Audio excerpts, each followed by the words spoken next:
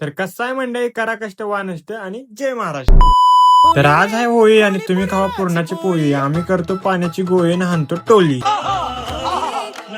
आता बिजून इथं बसलेलो झाडाखाली तरी सायले आले बारक्या पोरांची पिशी घेऊन लागले सगळ्यांना भिजवायला. एवढं भिजलं तरी पण बस.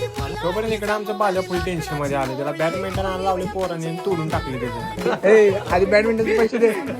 बॅडमिंटन का नाही मिलेगा.